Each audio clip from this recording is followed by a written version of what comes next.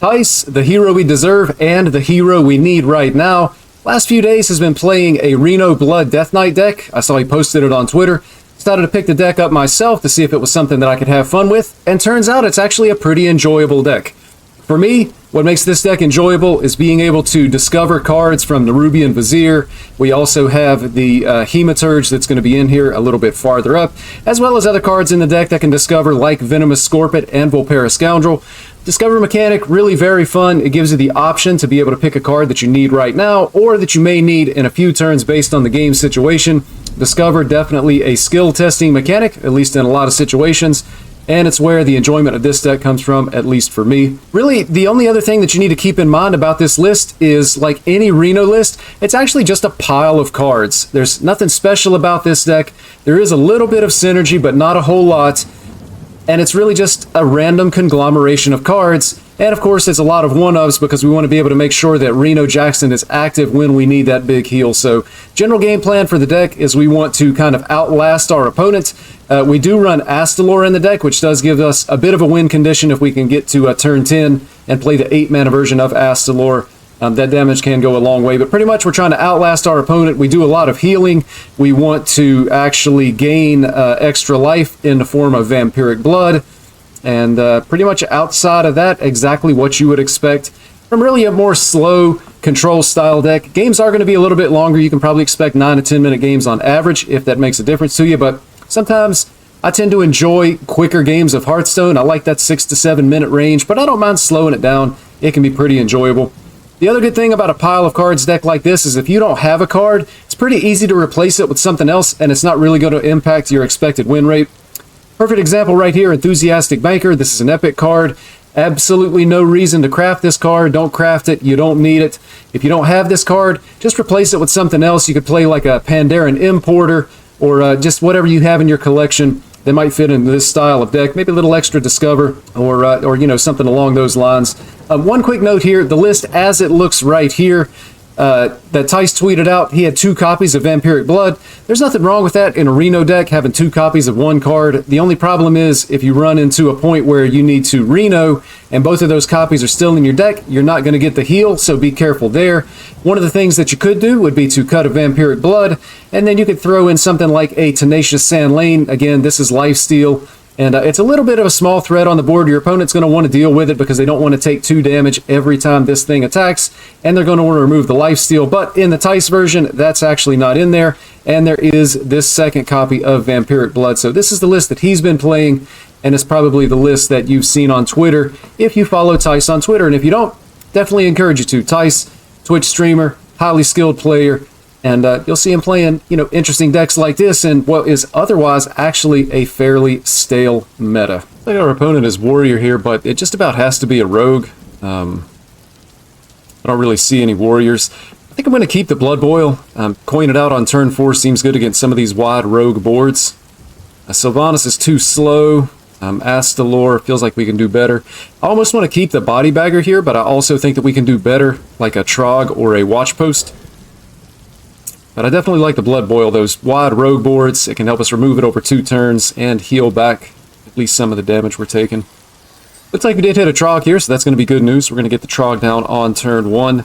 And really, Trog and Watch Post are about trying to slow our opponent down. We got the Hematurge in hand. Won't be playing that until we have a corpse, though. If our Trog dies, that's just going to be a natural turn 2 for us. And if it doesn't, we will likely do something else. We really want to get that Discover card just because that's an additional way that this deck can generate resources.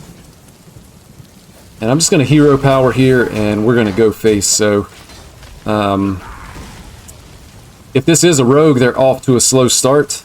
Or it could be that the Trog is actually just holding them up here. They may be holding some of their cards because they don't want to give us extra Trogs, in which case the Trog is doing exactly what we want it to do. So, turn 3, we have a bit of a choice. I think I prefer the Chillfall and Baron just because typically getting cards that we put in our deck on purpose is going to be better than randomly created stuff. And I believe that is going to be it. It's going to spend our mana just a little bit better. This is going to draw 2 cards. Second card, of course, is going to be when it dies. And I say typically it's better to draw cards that are in our own deck. With a Reno deck, sometimes discovered cards can actually be better just because you end up having to scrape the bottom of the barrel for those last few card slots of the Reno deck.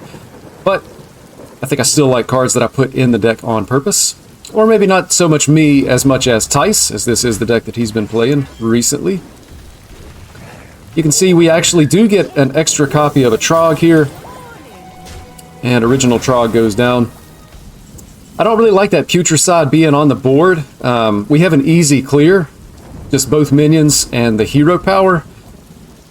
A lot of concoctions for our opponent is going to be a good way to lose the game, I think. There's just so much value there, so I'm going to get down the Hematurge. And Vampiric Blood is tempting, but I think the choice here is Soul Stealer. We do have a Soul Stealer in the deck, but having one in hand... You know the old saying, a bird in the hand is worth two in the bush. Then I'm going to go ahead and make the trades, as I already mentioned, just to make sure that I get that off the board. Lots of concoctions. All the concoctions are really strong here, so we want to keep those out of our opponent's hand. But potentially we've got Blood Boil into Gnome Muncher. That's plenty of healing. And then we can actually coin the Soul Stealer if we have to. Which is going to be good against what we're expecting to be some very wide and big rogue boards, especially when we see those locations come down. And our opponent actually clearing our side of the board here. But not really doing too much of anything else, so not a very threatening board. I kind of want to save the coin in case we need to get the Soul Stealer out on turn 7. Vampiric Blood is tempting, but I think I probably just want to get the School Teacher down, and then also I'll have the mana to be able to play the 1/1. It's going to spend all of our mana and put stuff on the board. I think we actually take the Frost Strike here. We're going to go ahead and play it this turn, and that's going to allow us to be able to remove the Wild Paw Knoll that's on the board. And I do believe this will cause us to overdraw unless we throw away the coin. Out of these, I guess it's Death Chiller. We do have some spells in hand that random damage may come in handy.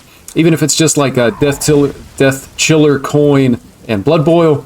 Could be a way to get some additional stuff off the board and save some damage.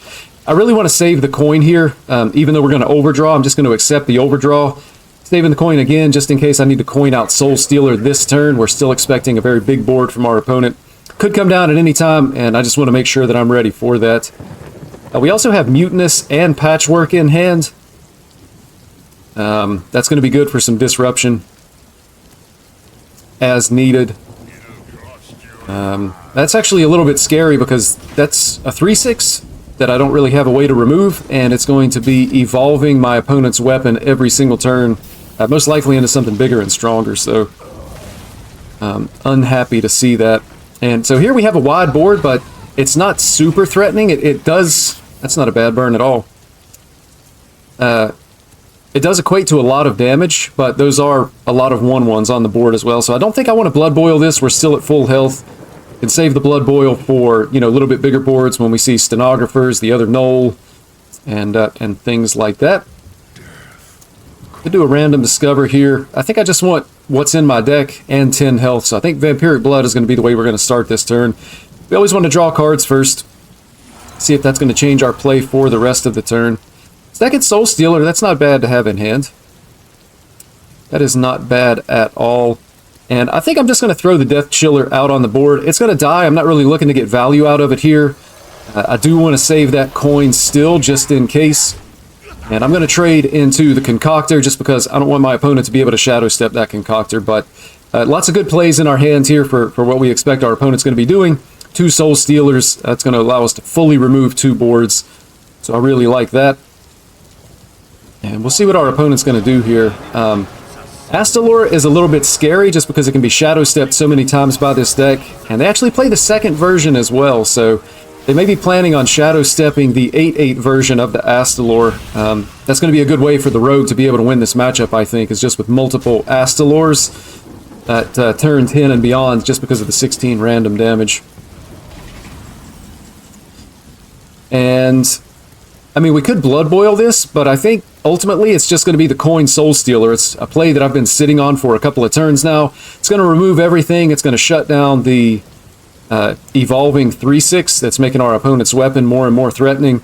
It puts a 5/5 on the board. It removes our enemy's board. We get rid of all the Astalor so they can't shadow step the smaller versions, replaying those effects and getting a bigger version as well. So I think this is the play. And we do have Mutinous and Patchwork in hand to potentially try to snipe the Astalor, which seems like it could be a pretty relevant play here. We know lots of spells in this rogue deck. I haven't actually counted the cards, of course, but I think it's about half spells, half minions. So a pretty decent chance that we might be able to hit the Astalor in our opponent's hand. At very least, it's a non-zero chance, which seems pretty important. If we can get that Astalor, I think we take away our opponent's best win condition, just because they haven't really hit the locations this game. And I think we play Patchwork over the Mutinous here, just because Patchwork is going to hit the board, the hand, and the deck, whereas Mutinous likely to create a bigger minion on the board, I think, with higher stats, but it's only going to hit a minion in the hand, so we'll be able to impact the board next turn with the Patchwork. And again, just a pretty weak turn here, so just looking at the way it stands now, I think we trade the 5/5 into the 1/2, and then we Patchwork to kill the 3/2, and also hit the opponent's hand as well as their deck. And we have the option to Icy Touch face here as well to totally shut down our opponent's ability to be able to attack, but I don't really think that's necessary. We can save the Icy Touch for, you know, like a big stealth minion, of course, after it's no longer stealth. And we hit a Stenographer, but what do we get in the hand? So we actually hit the Astalor here. That's really, really big. And I don't think we actually need to Icy Touch, and that's actually going to do it. Thijs, Reno Blood DK. It's fun. If you're looking for something a little bit different to play, get out on the ladder and try it. Just think through your plays. I guarantee you can win some games. I'm Uncorrupt. Thank you for watching.